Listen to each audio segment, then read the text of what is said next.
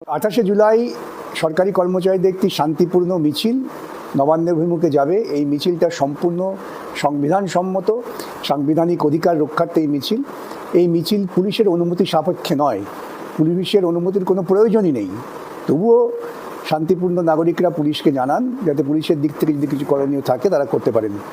আজকে একদল মানুষ তারা এই শান্তিপূর্ণ মিছিলটাকে আটকাবার জন্য আদালতে গিয়েছিলেন।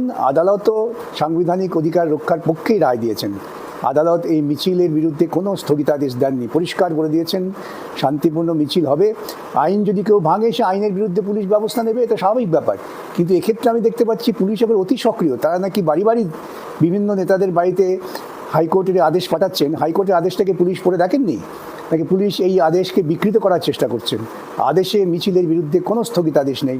মিছিল করবেন, সাহসের সঙ্গে করবেন, শান্তিপূর্ণ মিছিল, পুলিশের আটকাবার কোনো অধিকার নেই। পুলিশ যদি আটকায় তাহলে পুলিশের বিরুদ্ধে আইন ভঙ্গের ব্যবস্থা আপনারা করার জন্য মানসিকভাবে প্রস্তুত থাকুন। সেটাই যদি করতে পারেন তবেই আপনাদের আন্দোলনের বৃহত্তর সার্থকতা হবে। যে রাজ্যের পুলিশ তারা কলকাতা শহরের প্রাণকেন্দ্রে একটি রাজনৈতিক দলকে সভা করার অনুমতি দেয় এবং সভা করার ক্ষেত্রে তাদের সাহায্য করে, সেই পুলিশ সরকারি কর্মচারীদের একটি মিছিলের বিরুদ্ধে নিষেধাজ্ঞা জারি করার চেষ্টা করছেন এবং তারা চেয়েছিলেন তাদের নিষেধাজ্ঞাটা আদালত থেকে সম্মতি পাক, কিন্তু পাননি। অতএব মিছিল হবে, এক্ষেত্রে কোনো আইনি বিধি নিষেধ নেই। পুলিশ যদি বাড়াবাড়ি করে তার বিরুদ্ধে আপনারা নির্দিষ্ট অভিযোগ দায়ের করবেন এবং পুলিশের বিরুদ্ধে আইনি ব্যবস্থা নেওয়ারও প্রস্তুতি নেবেন।